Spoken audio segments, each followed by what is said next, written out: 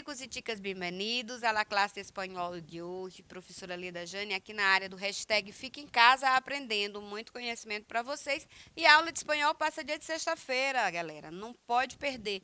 De manhã, de tarde, à noite, você tem aula de espanhol toda sexta-feira. Para acompanhar a programação da TV Educação, você clica lá no Instagram e vai lá e segue a gente na plataforma Gonçalves Dias. Pois é, nos siga lá, curta, comente, compartilha, tá? E acompanhe a nossa programação. Além disso, lá no Instagram tem muita dica para vocês que vão fazer Enem, tá? Muito conhecimento, muita coisa bacana. Nossa equipe de professores é top e a gente está sempre buscando alguma novidade para colocar lá para vocês, tá certo? Essa programação que você está assistindo agora também está lá no YouTube, plataforma Gonçalves Dias. E lá é bom porque fica salvo e você pode voltar depois para tirar aquela dúvida que ficou, eu não entendi direito como foi falado, pronunciado aquela palavrinha lá.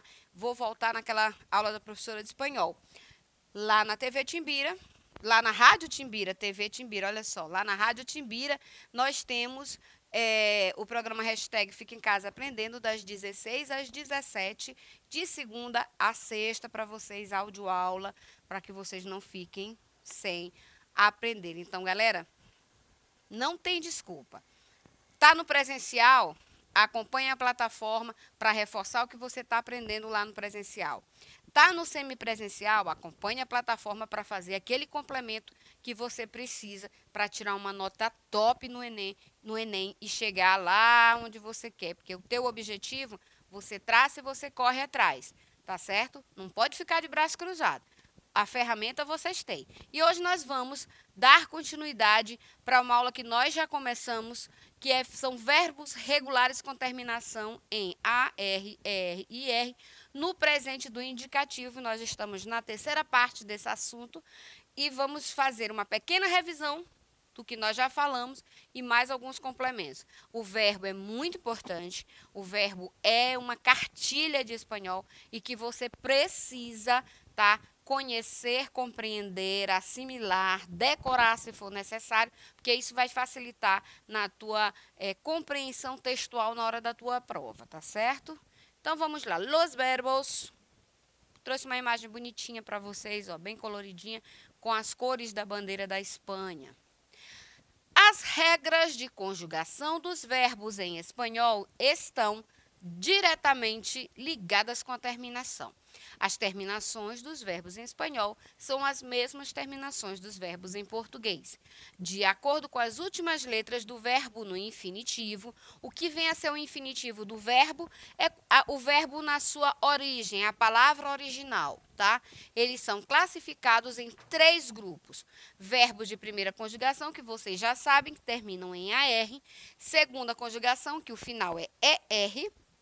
E terceira conjugação, que a final é IR. Os verbos, chamados em espanhol de los verbos, são o elemento fundamental das orações em espanhol. Toda oração tem necessariamente um verbo conjugado. Não fica diferente em português. Podemos defini-los de acordo com o seu significado, sua função e sua forma. Segundo o seu significado, o verbo é uma classe de palavras que expressa um evento, uma ação, um processo ou um estado. Quanto à sua função, o verbo ocupa o lugar de núcleo do predicado. Lembra? Análise sintática em português? Razão pela qual um verbo apenas pode constituir uma oração. Se eu tiver mais de um verbo, eu tenho mais de uma oração. Em relação à sua forma, o verbo é uma palavra flexiva, formada por uma parte principal chamada de raiz e por partes variáveis chamadas de desinências. Em aulas passadas sobre essa temática, nós temos falado bastante de tema, raiz, desinência, tá certo? Então, é bem aqui que nós vamos nos encontrar hoje. As 3 conjugações do verbo em espanhol. Bem, os verbos, como eu já falei anteriormente, dividem-se em 3 grupos chamados de conjugações, que são identificadas mediante a sua terminação na forma infinitiva. Cada uma das conjugações tem suas próprias flexões, mas, geralmente, a segunda e a terceira são muito parecidas.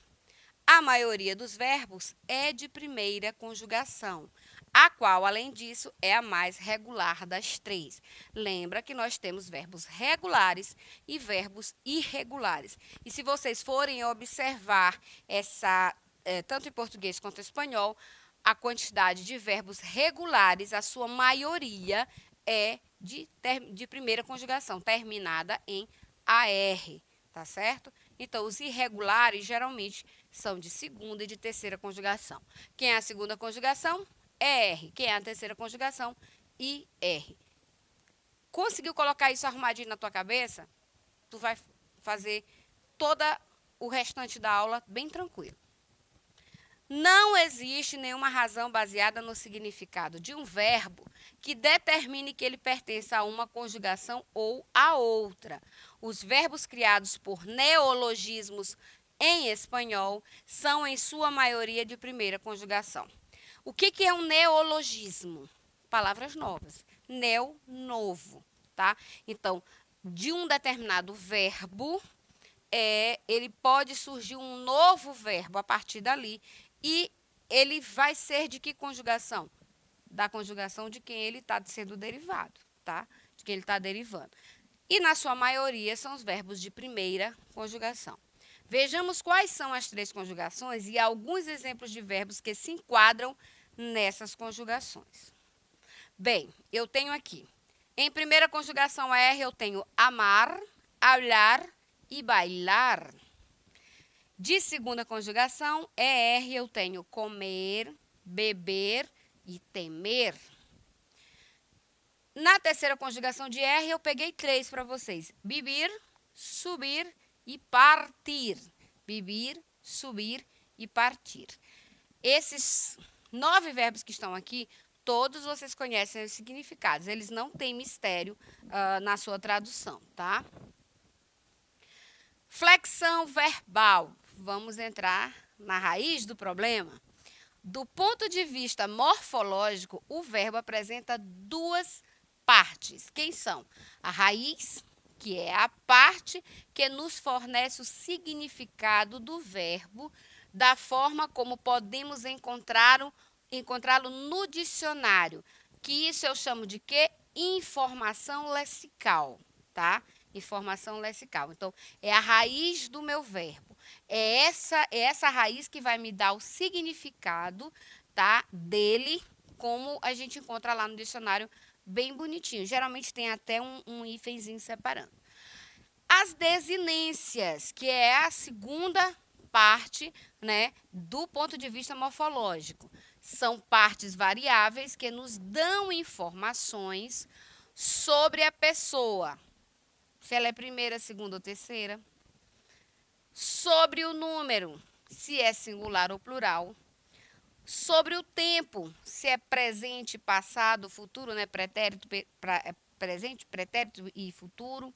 Sobre o modo, se é indicativo, subjuntivo ou imperativo. Olha só a importância da desinência para a raiz do verbo. Olha só quantas informações eu tenho numa desinência verbal, tá? Então, é muito importante que eu conheça e saiba o que é uma desinência verbal, tá? Porque a partir daí eu tenho, como vocês viram, pessoa, número, tempo e modo daquele verbo. Num verbo como amas, é possível distinguir duas partes. Am, que é o AM, que é a raiz do meu verbo, tá? E cujo significado é sentir amor por alguém ou algo. Bonita essa designação, né? E a desinência, AS, que corresponde à segunda pessoa, né? Tu amas, segunda pessoa do singular, número, e do presente, tempo, e do indicativo, modo. Entenderam a sequência de explicações de significação só eu observando o verbo amas, que é uma palavrinha de 4 letras? Pois é. Essa informação divide-se em duas partes menores, chamadas morfemas. Já ouviram falar essa palavra?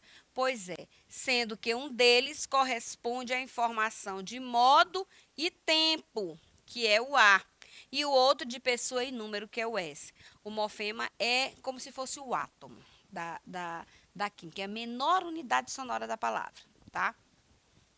Em alguns casos, no entanto, todas essas informações agrupam-se num único morfema, como acontece com o verbo ama, por exemplo, tá? Então, olha, o modo e tempo, se eu disser ama, a minha raiz é então esse azinho, essa desinência a, ela vai estar se referindo ao tempo e ao modo que eu estou usando, tá? Então, eu ama é tempo presente e modo indicativo. Se está só em um morfema, tá? Eu não preciso necessariamente do morfema S para me designar mais coisas. Agora, se eu acrescentar, eu tenho 4 informações em 2 morfemas, certo? Vamos lá.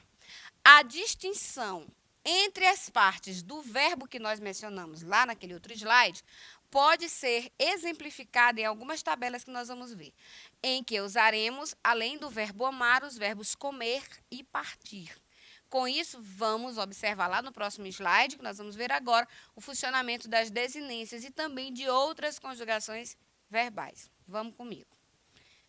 Começaram os nossos quadros, tá certo? Então, pessoas verbais. Quem são essas pessoas? As pessoas do discurso. Primeira, segunda, terceira, singular. Primeira, segunda e terceira, plural. Quais são os meus pronomes que compõem as pessoas verbais?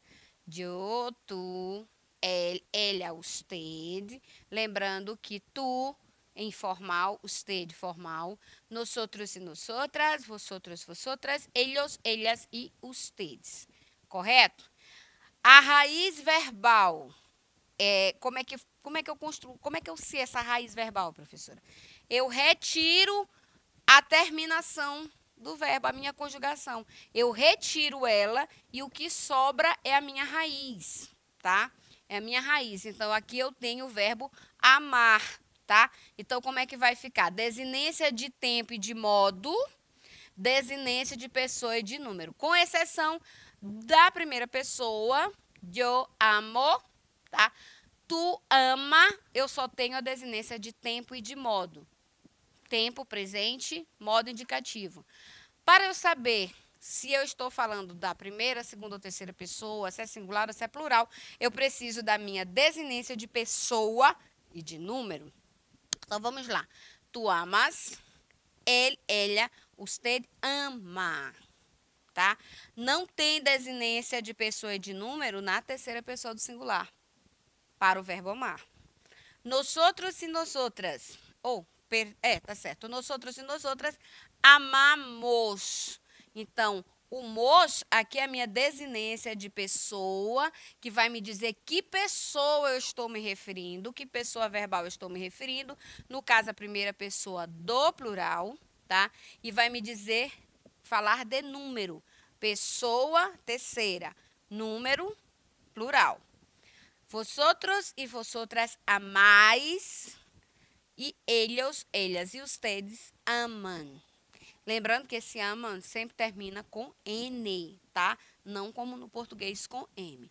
Então, vocês conseguiram perceber que em uma conjugação verbal eu consigo identificar 4 informações, tirando a raiz? Pois bem, vocês perceberam como eu tiro a raiz de um verbo? Como eu sei qual é a raiz de um verbo? Pois é, basta eu tirar o elemento de conjugação, a terminação do verbo, o que me sobra é a raiz. Uma outra forma de você descobrir a raiz, para não ter dúvida, conjugue o verbo inteiro, tá? A parte que se repete com frequência é a parte que se repete de cima a baixo, né? Nem só com frequência, porque você vai... Ah, professora, mas a desinência de tempo e de modo também está ali repetido, mas não está na primeira pessoa. E aqui, na segunda pessoa do plural, ela tem um acento. Então, ela já é diferente daqui. Então, qual é a parte que não modifica? A M. Essa é a minha raiz. Então, se você não conseguir, a olho nu, observar qual é a raiz do verbo, você conjuga ele e tira a raiz. Vamos lá. Verbo comer, né? Verbo comer. Então, eu como, tu comes, ela come, nosotros e nosotras comemos, vosotros e vosotras comeis, e eles, elas e usted comem. Qual é a parte que está repetindo sem alteração? Com. Essa é a minha raiz. O objetivo principal desses gráficos que eu trouxe para vocês, dessas tabelinhas, é mostrar para vocês, é que vocês identifiquem quem é a raiz do verbo. Aprendam a tirar, né? Porque vocês têm dificuldade disso. Muitos alunos têm dificuldade em identificar a raiz do verbo. Esses aqui são desinências, tá? Tudo que sobra depois da raiz é desinência verbal. Do verbo, é diferente do substantivo, tá? Aqui o verbo partir, que eu tenho a mesma construção, porém eu tenho uma observação. Aqui, em todos os outros verbos que eu falei, ele tem apenas o ozinho aqui, né, na desinência.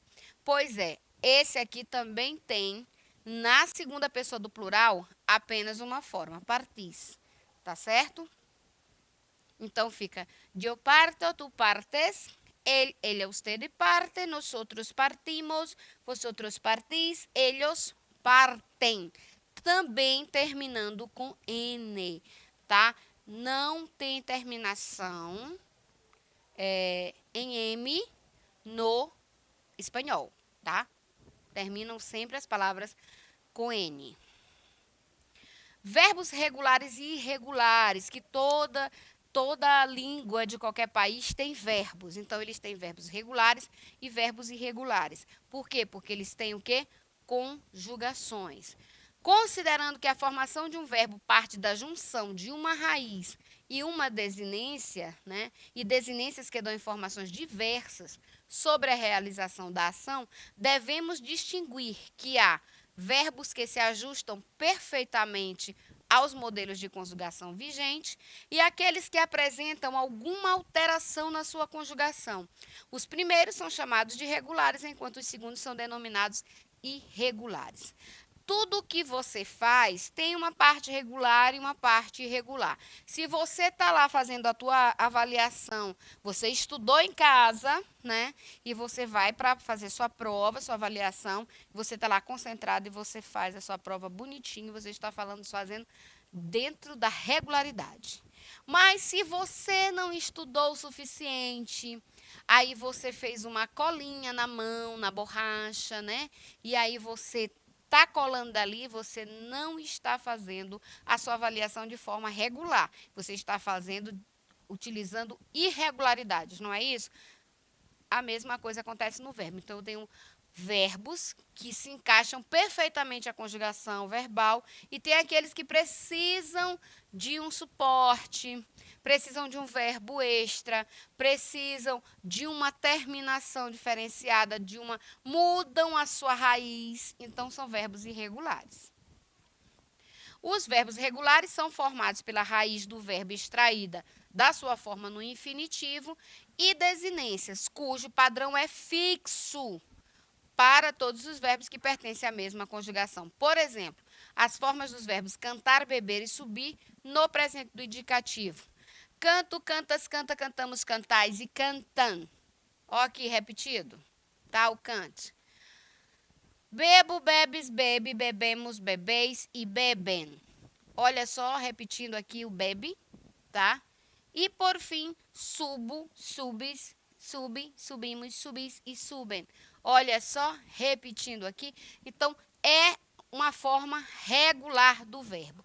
Então, para que vocês consigam aprender melhor, vão lá na tabela de verbo, do livro de vocês, pesquisem, tá? Verbos em espanhol, façam 2 listinhas. E aí vocês tiram regular e irregular.